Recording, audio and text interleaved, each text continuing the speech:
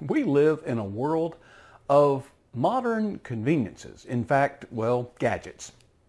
They surround us. They're everywhere. One such convenience or gadget is a pen, an amazing writing instrument when you think about it. If you go back to biblical times, only the very rich had writing instruments and tablets. It was actually wax, paraffin, and they would use a bone or a stick or stone, something like that, to scribble on it, to write. And to erase it, they would just hold their warm hand, kind of rub it a little bit and polish it off smooth again. Kind of like they do at a hockey rink, you know, with the ice, they kind of smooth it out.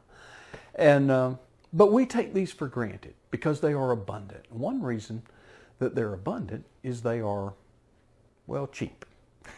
In fact, they are so cheap, this particular pen bears the name of a company as well as their telephone number imprinted on it, and they of course give these out because they can give a bunch of them out and give their message and phone number to a lot of people at a very low price. Now, I don't know how long I've had this pen, but over the years I've had, well, dozens, in fact, let's just admit, hundreds of such pens, but we kind of lose them, don't we? Well, the reason we lose them is not because they ran out of ink. I think the reason we lost them is they had no value to us in the first place.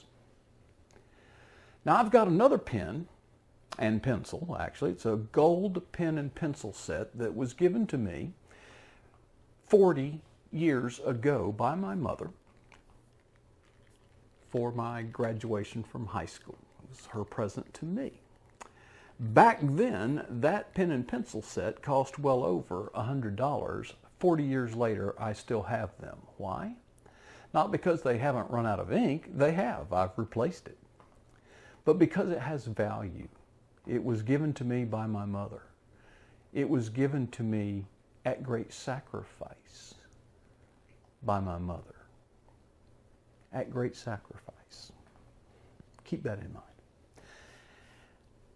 That's not the only thing my mother has ever given me. Later, my mother, when I got in business, gave me this.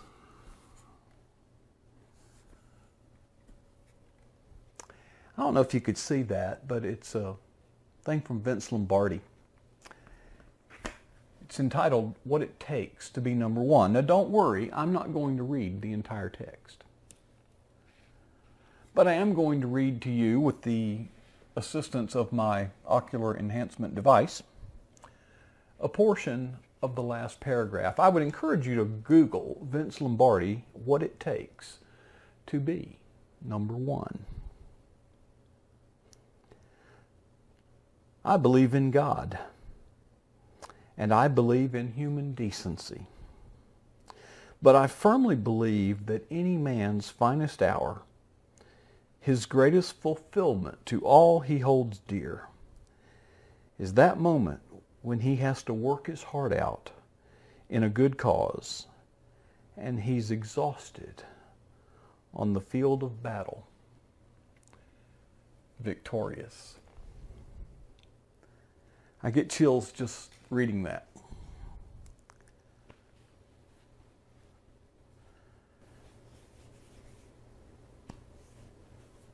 Was I worthy of the pen and pencil set that my mother gave me? Well, reflecting back on it, probably not. But was it worth it to her? Probably so. We are all the recipients of a gift that has been offered.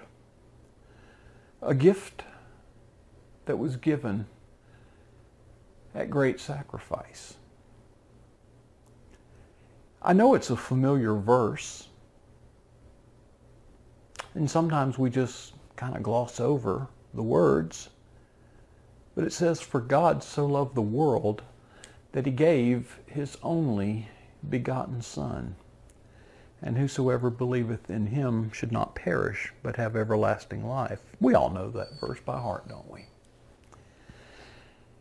Are any of us worthy of that sacrifice that God made? Certainly not. But what does it say about our worth if God, the Creator, the sovereign God, sacrificed His Son so that we might be saved? Folks, I think when you consider the gravity of that, and when you consider the words of Vince Lombardi, in the struggle of football, it takes a lot of effort. It is a sacrifice. And at the end of the game, yes, you are weary and tired, but you walk off victorious. As Christians, we may get tired. In fact, we should get tired. But we can walk off of this battlefield victorious.